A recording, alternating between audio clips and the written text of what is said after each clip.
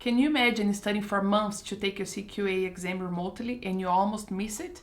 Well, this is what happened with me on my CQA exam day, and I was prepared. I had studied, I did all my homework that I could to have a very easygoing exam, but I thought I was prepared, but then on the exam day, just a few minutes before taking it, I found out that not everything was ready.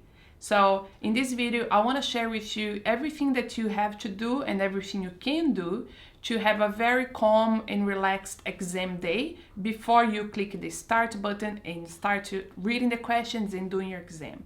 Because it was very stressful and I want to avoid this for you. So make sure you watch until the end of this video to have the best exam day you can imagine. Some of these topics might seem obvious, but I want to share with you what happened on my exam day for you to avoid issues on your exam day. And those three topics are the distraction-free environment, make sure you have a clean and organized desk, and it's not as simple as it sounds, and also the Prometric software installation on your computer. So let's get started. Firstly, ensuring a distraction-free environment. This might seem very obvious to you because you applied for the exam, you paid, and you did all the study you need to take your exam very easily.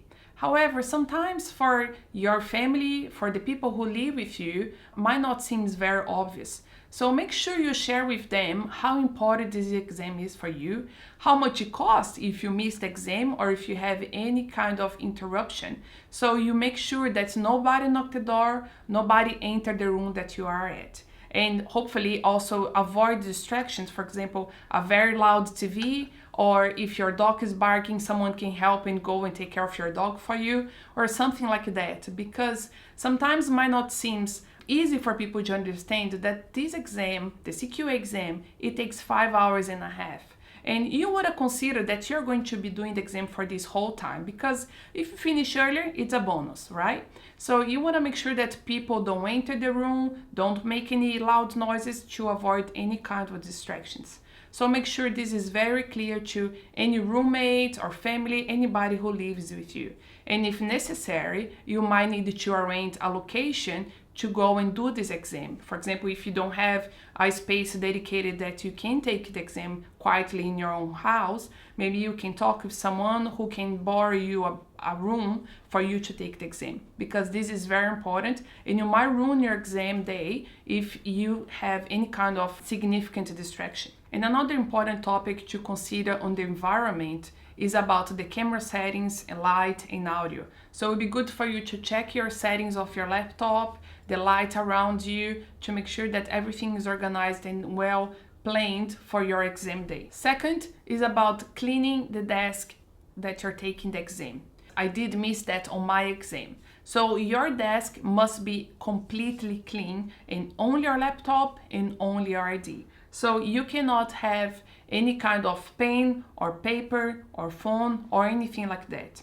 Even though right in the beginning of your exam, they are going to ask you to show your phone, ask you to show that your phone is turned off and put in a location far from you, but they can still see it if possible. One important thing that happened with me is that where I work and where I was going to take my exam, I do have 2 additional screens because I work from home. So 2 additional screens is part of my environment and it was very hard to remove them for the exam. So what the person asked me to do when I showed my environment is to cover the screens. So firstly, I had to show that the screens were turned off and I covered with a blanket.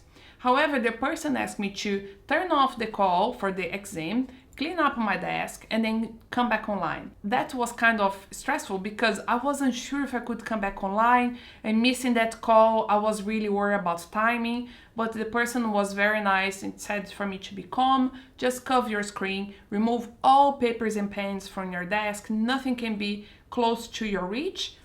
If you have another table, try to have the other table clean as well, so you avoid any kind of disruption during your check-ins in the beginning of your exam. So if you can have everything ready to go, as soon as you turn on the camera and jump into the call to start your exam, if everything is ready to go, you're going to have a much less stressful moment. because you want to just get into the exam, right? You're ready to read those questions, you're ready to start answering. And if you have too many barriers that avoid you or delay starting your exam, that starts to build up a pressure and it's very stressful. So if you can have your work environment extremely clean and organized, that will be ideal and good to go for your exam to start. And my last and most important tip is about the Prometric software that you need to install on your laptop. So firstly, when you install the software, they do have a warning that if you install the laptop in a computer or a laptop that is controlled by an organization, so if you have a VPN system, you need to delete the VPN system. In my case, I was going to use the work laptop, and I didn't want to talk with IT about deleting that because I knew it was going to be very hard to do that. So I said, let me try to install the software and see if I have any issues, because maybe I won't. I did a check-in initially and everything was good. It was good to do the exam and I was pretty happy. But I thought, just in case, I'll install the software on the computer that we have at home, because on the software steps, it does say to make sure that you have this installed on your computer prior to the exam. So just in case, I decided to install the Prometric software also on the computer that we have at home.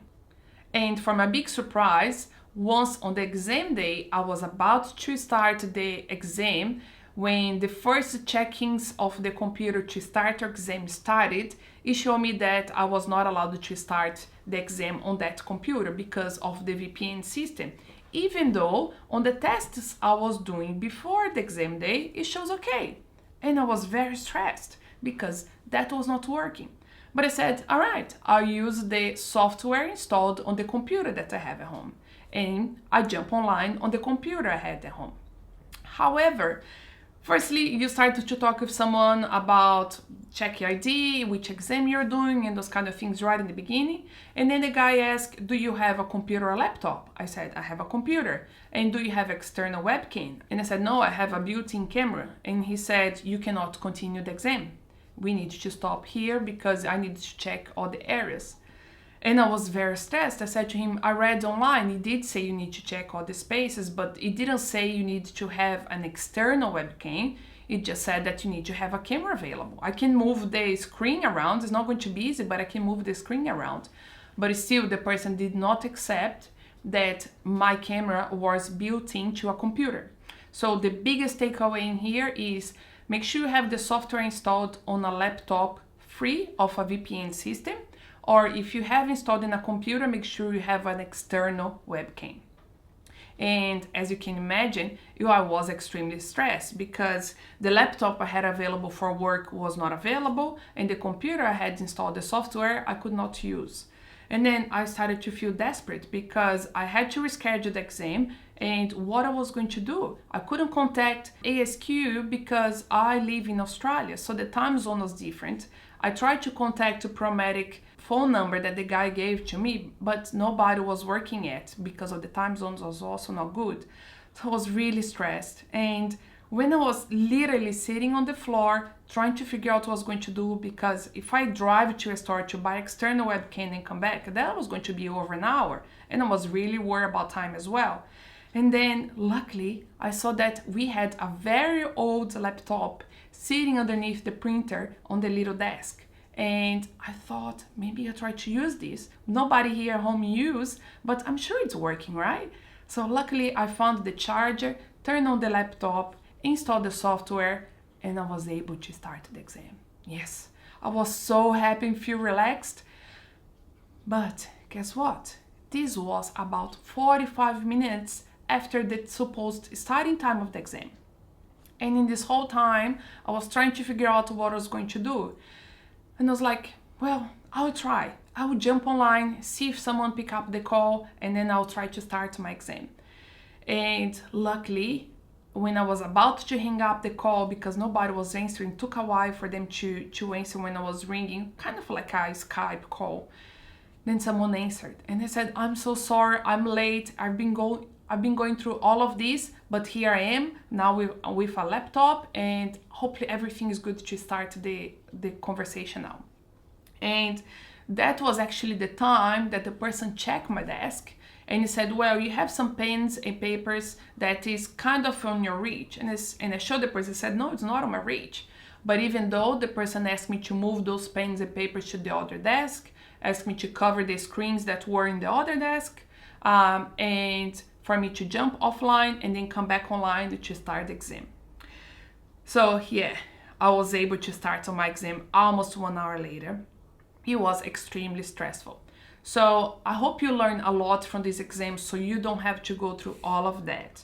And another important thing is, if anything happens with you, at least you know that you can start the exam a bit later. For example, maybe you have a terrible digestion issue and you have to run to the toilet and you're worried about being late for 20 minutes. Don't worry, you can jump online as well. So whatever happens, I wouldn't say maybe after an hour, it's a higher risk, but anything below 1 hour, I'm sure you can jump to the exam even if you're a bit late. So I really hope this video helps you to be prepared for the exam, have your resources. The other things is pretty obvious, right? Have your ID with you, have your resources. Once you start the exam, you need to let the person know on a little chat box that you need to go to the toilet, because if you go to the toilet, when you come back, they need to check you again. So those are few things that are very well explained on the Prometric guidelines.